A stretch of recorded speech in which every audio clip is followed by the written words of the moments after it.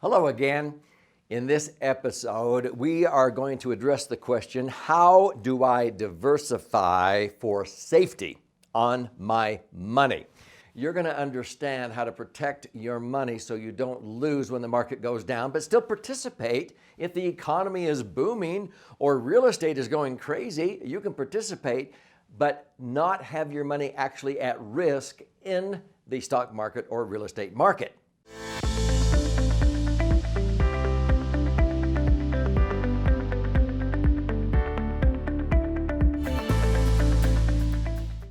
My name's Doug Andrew, and I've been helping people optimize their financial assets and minimize taxes and empower their true, or what I call authentic wealth now for more than 45 years. And in helping people understand how to protect their money and keep it safe from the losses that occur in the economy, whether it's real estate or the stock market, I began to realize, wow, people simply don't know what they don't know.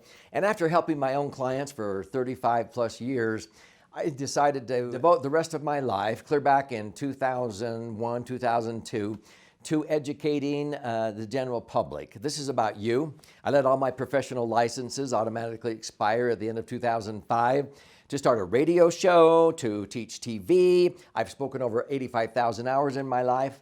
Why? Because this is about your future, and I want to share the secrets that I've learned the hard way so you don't have to make the same mistakes. So I mentioned the story of the three little pigs. So let's just review this. In fact, when I first came up with this, I don't know if you're like me, but sometimes I go to sleep at night and I have this stuff going through my head. My third book was going to be published or go to the printer, Time Warner, the next week. And I was trying to come up with a metaphor. And so about 2 o'clock in the morning, I was dreaming, and I dreamed about the three little pigs.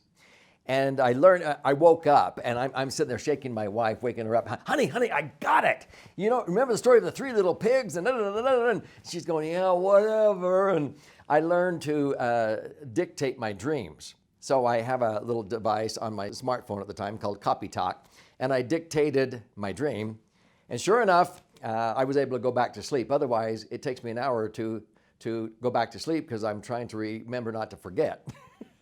So the next morning, I had forgotten, and I went over to my computer, and my dream was emailed to me because I dictated it, and it's transcribed within an hour, and so I actually read the dream that I dictated at 2 o'clock in the morning, and here's what it was. In the story of the three pigs, we have houses of sticks. I would call that moderate risk investments. Let's say real estate. Real estate isn't super risky, but there are times when real estate does go down in value. But let's say that's the house of sticks. We had the other little pig that built his house out of straw. Now, I would call that the stock market, okay? Mutual funds and what have you. I've had many clients in the first part of my career that were diversified into mutual funds, but sometimes there were years where they would lose 10 or 15 or 20%, and I would say, like I was taught to say, hang in there, the market will come back. But see, this one, the big bad wolf, who's that? Sometimes people say the IRS. No. It's the Hurricane Katrinas and Ritas. It is the 9/11s, the terrorist attacks, the shootings in Canada where all of a sudden it ripples and the stock market crashes. Those are the things that cause the stock market and the real estate market to blow down. I like to sleep when the wind blows. So I keep my serious cash, money earmarked for my future, my retirement, safely tucked in a house of bricks. There are different places you can put money that is relatively safe, depending upon how you define safety. But if it's in a money market account or a CD at a bank, sometimes the rate of return is pathetic, 1% or less. And so, yeah, it might be safe, but you're losing money because inflation might be at 3 or 4%. So I don't use those. I mean, bonds are okay, but there are some municipalities out there that don't manage very well, and they've technically been bankrupt, but they can always tax people.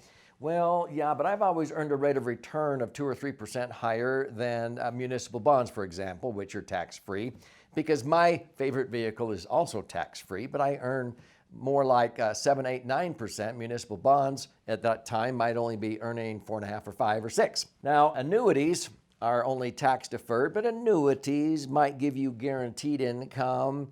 But sometimes the actual rate of return after fees is only 5, 5.5, 6% or what have you. Sometimes they'll give you a guaranteed payout as high as 8 or 9 or 10, but there's only a handful of annuities I would ever consider. My favorite by far passes the flying colors of liquidity, safety, predictable rates of return, and they're tax-free, are insurance contracts. And an insurance contract is where you have your money in an insurance policy, but instead of trying to get the most insurance for the least premium, which is what you do when you buy insurance to pay off if you die, you're doing the opposite. And this was an idea of E.F. Hutton. They weren't an insurance company, they were a brokerage firm. And they realized, why don't we just take the least amount of insurance the IRS will let us get away with and put in the most money, and this thing turns into a cash cow. This is explained in other episodes, but I put it into the insurance contract, and I have earned average rates of return in the worst period since the Great Depression, like 2000 to 2010, of 7.23%, tax-free. I've actually averaged 8.2% just by putting it there and like falling asleep like Rip Van Winkle and waking up 10, 20, 30 years later, I've averaged 8.2%. But there's another strategy that I like to use. It's called rebalancing, and they are explained in our other episodes. And I'm able to earn a rate of return of 11 netting 10. Some years I earn 15 and net 14. Some years I've earned 25 netting 24, tax-free. The point is, in this episode, I keep my money safely tucked in a house of bricks. I do not lose because my money is not in the stock market. My real estate. I own real estate, but I don't have my real estate equity trapped in the property. I keep the equity separated over here in a position of liquidity, safety, earning predictable rates of return. So if the real estate market does well, I benefit. My houses, my apartments, whatever I own, if they go up in value, I benefit.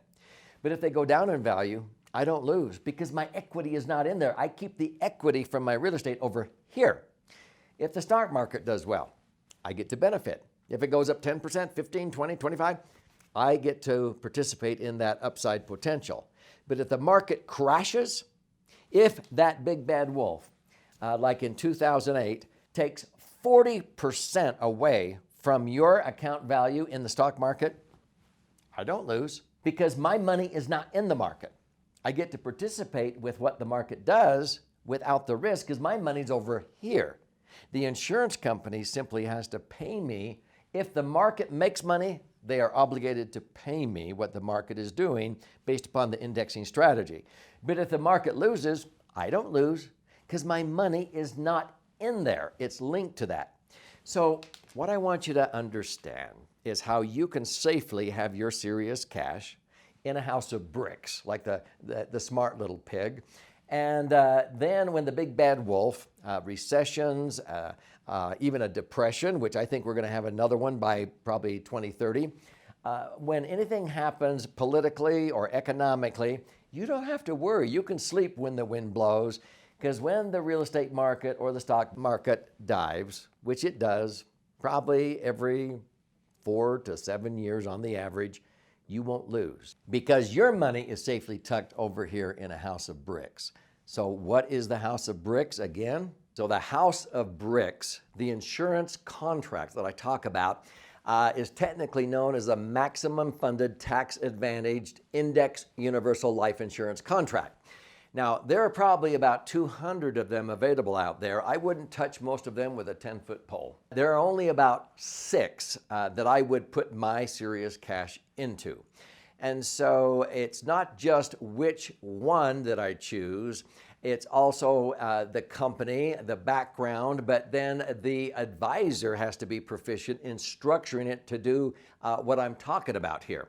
And so that's why my 2 sons and I, our 11th book, it's a bestseller called The Laser Fund. There are ways that you can go through and measure your investments based upon these key elements of liquidity and safety and predictable rates of return and tax advantages. But what ends up happening in here is You can then go through a checklist in this book to see if an advisor that you're listening to really understands this. And there's like 13 questions you can ask your advisor. And if they hum-ha or they go, golly, I don't know, I've heard about it, or if they really don't know the answer, people who read this book know more than 99% of financial advisors do about what I just explained. So if you would like a free copy, I would love for you to receive one as a gift from me. You just cover a nominal $5.95 shipping and handling fee. Go to thelaserfund.com. Laser, L-A-S-E-R, fund.com. I will send one out to you absolutely free, and there's other options there to watch various mini courses or a deep dive masterclass. But it's about you and your future. It's not about me. That's why I have a foundation where I create the opportunity to give you the material if you are interested in learning, because that signals to me that you're serious. You want to take ownership of your future, and that's my invitation to you.